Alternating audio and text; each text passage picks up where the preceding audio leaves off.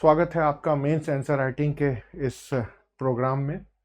Assessment परिवार की तरफ से डेली मेंस आंसर राइटिंग के ऊपर कुछ कार्यक्रम लॉन्च कर रहे हैं हम लोग। इस प्रोग्राम का जो मेन एम्बिशन है वो है आपके राइटिंग स्किल को डेवलप करना। राइटिंग स्किल का मतलब आप कोई भी रिलेटेड टॉपिक का आंसर कैसे लिखेंगे। 2 साल पहले ये किताब आई थी, ये आईएएस के लिए है और ये स्पेशली बीपीएससी के लिए। मैंने इसमें नए सिलेबस को ले करके जितने भी जीएस के एंगल होते हैं सब इसमें एक्सप्लेन कर दिया। लेकिन इसके साथ साथ कई अन्य और सारी भी चीजें होती हैं जो जो जो डे टू डे की घटनाओं से जुड़ी रहती हैं। हम उसी को डेवलप करने वाले हैं आपके साथ। आप अपने daily mains answer writing programme में अपने इस क्वालिटी को इम्प्रूव कर सकते हैं, अपने मार्क्स को और आगे बढ़ा सकते हैं। इसमें कुछ खास चीजों के ऊपर हम लोग फोकस करेंगे, जैसे daily answer writing. Per day आपको एक क्वेश्चन मिलेगा जिसमें आपको लिखना होगा और अपनी कॉपी जमा करनी होगी। एक ऐसे भी लिखना होगा। 5वां दिन आपको ऐसे दिया जाएगा। ऐसे में मूस मुटैये लोढ़ा हुई है, ना हाथी ना घोड़ा हुई है। बाप के नाम साग खान, बेटा के नाम परोर खान, अपना हाथ जगर न हाथ। फिर उसके बाद आगे पगहा न पीछे खेत, का हो चिड़िया चुग गई खेत। और या फिर एक और भी है, एक बिहारी 100 पे भारी। ऐसे दर्जनों लेख हैं जो ऐसे से जुड़े हुए हैं। रीजनल है, उसके अलावा कल्चरल अलग होगा, पॉलिटिकल अलग होगा। शुरुआत हम लोग बेसिक से लेके एडवांस लेवल तक जितने एस्पेक्ट होते हैं हमारे विचार में, अगर आपने 50 ऐसे को कवर कर लिया तो बीपीएससी तो क्या, यूपीपीएससी और आईएएस में भी जो भी ऐसे पूछे जा रहे हैं वो आप लिख लेंगे। बट मिनिमम 50 ऐसे की राइटिंग आपको करनी पड़ेगी step by step word limit में। तीसरा जो सेक्शन होगा इसी कार्यक्रम का 6ठा और 7वां दिन, 6th और 7th डे आप सेल्फ स्टडी करेंगे और आपको एक बुक दी जाएगी, आपको उसको स्टडी करना होगा। वो आप उसको खुद पढ़ेंगे और उसके बारे में हम लोग असेसमेंट करेंगे। फिर उसके बाद से हर 15 दिन में एक फुल टेस्ट होगा। फुल टेस्ट बिल्कुल उसी तरह जिस तरह आप बीपीएससी का टेस्ट देंगे या फिर जो 3 घंटे के क्वेश्चन पेपर में होता है, बिल्कुल उसी तरह, उसी वर्ड लिमिट में। ठीक उसी दिन हर 10वें दिन लाइव हम आपसे रूबरू होंगे। वैसे मैं हमेशा अवेलेबल हूं, लेकिन बहुत ज़्यादा व्यस्तता हो जाती है। उसमें आप किसी भी चीज़ों के ऊपर हमसे इंटरेक्ट कर सकते हैं, पूछ सकते हैं। जैसे अभी राहुल बाबा ने एक शब्द बोला है कि हम लोग इंडियन स्टेट के अगेंस्ट लड़ाई लड़ रहे हैं या जंग लड़ रहे हैं।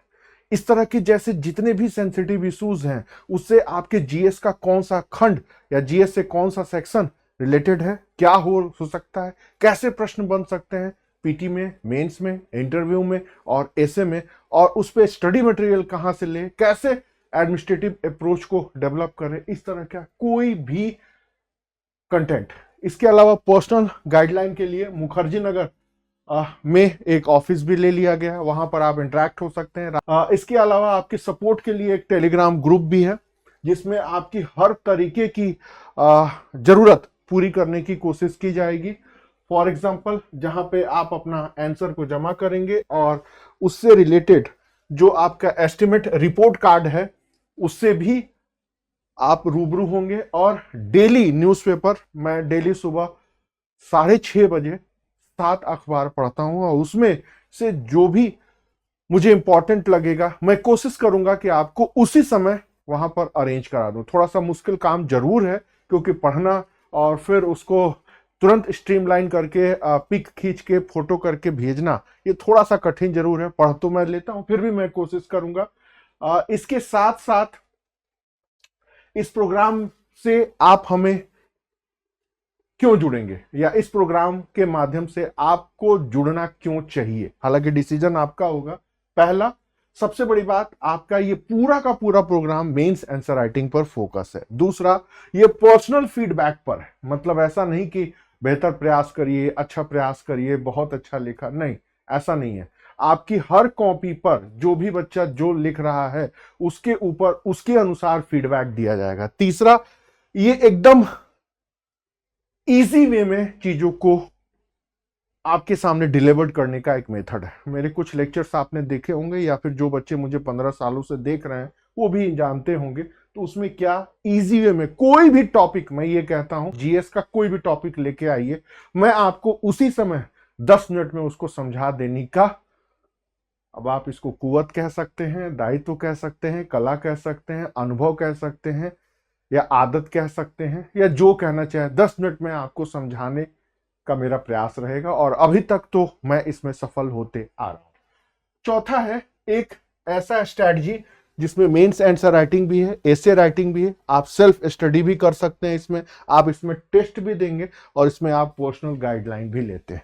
इसके साथ साथ हमारा एम्बिशन एकमात्र है कि आपको टू द पॉइंट चीजों को अरेंज कराएं, बेहतरीन कंटेंट उपलब्ध कराएं, कहीं भटकाव ना हो उससे आपको बचाएं, और फिर सबसे बड़ी बात, आपकी आंसर राइटिंग को इस लेवल पर लेके जाएं कि आप फर्स्ट अटेम्प्ट में सिलेक्शन नहीं, टॉप के रैंक में आए।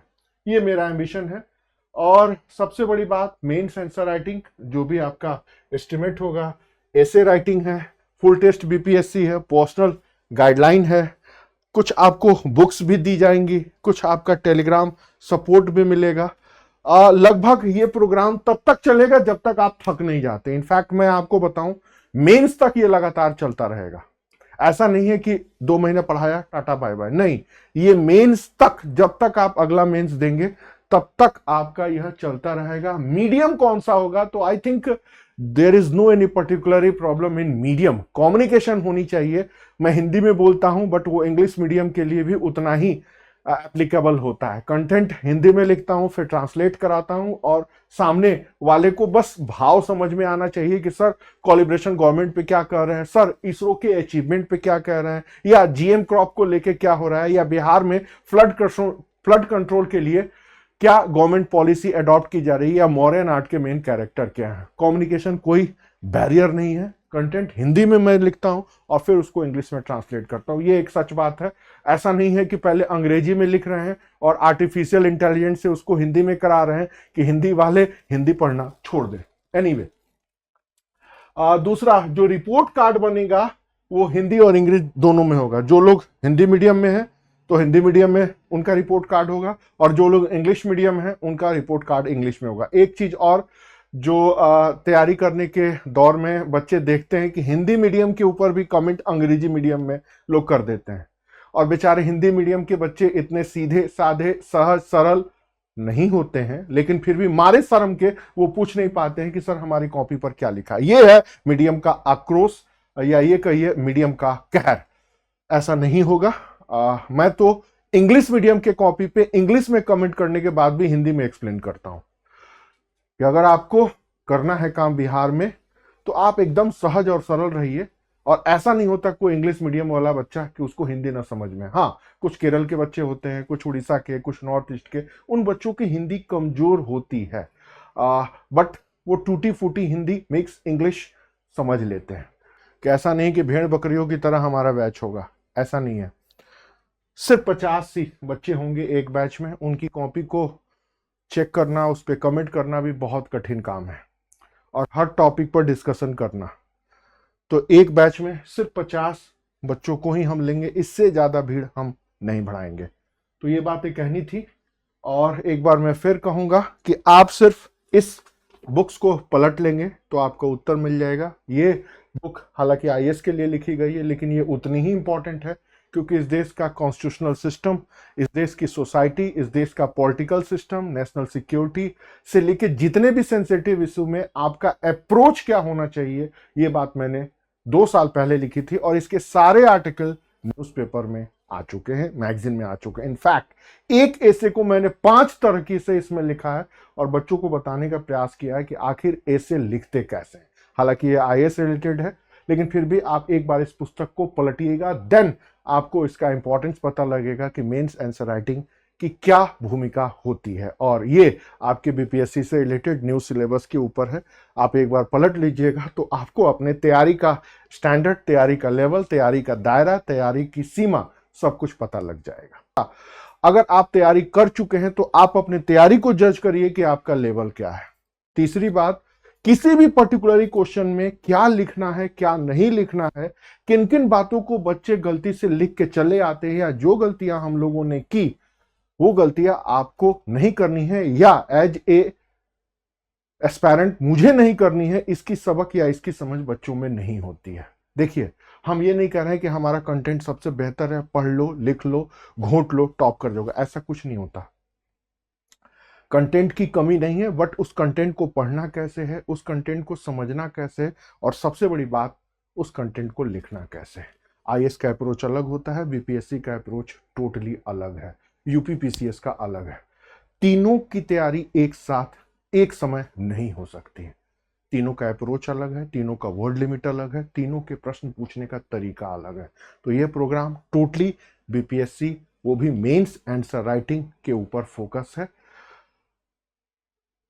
इसके पहले 8-10 वीडियोस पड़े हैं, उनके डायमेंशन को जरा देखिए, समझिए, और अपने अंतरात्मा से पूछिए कि जो भी टॉपिक हमने डिस्कस किए हैं, क्या उनके सारे एंगल को, पॉइंट्स को, फैक्ट को, एनालिसिस को, रिपोर्ट को पहले से आपको पता था। आपको इस प्रश्न का उत्तर मिल जाएगा।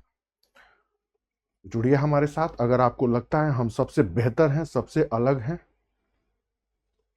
और हमें टॉप के लिस्ट पर नाम आना चाहिए, या आपको टॉप कराने में हमारा कोई कंट्रीब्यूशन हो सकता है, तो जरूर जुड़िए।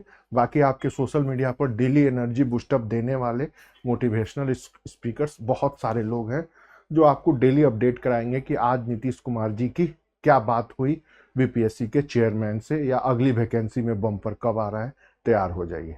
इस तरह की बातें बहुत लोग करते हैं। इनफैक्ट वही लोग सोशल मीडिया के हीरो हैं, लेकिन आज वो लोग कहीं दिखाई नहीं देते हैं, और रिजल्ट देने में वो जीरो होते हैं। तो यही सारी बातें शेयर करनी थी daily mains answer writing programme से। ठीक है जी, ओके, थैंक यू।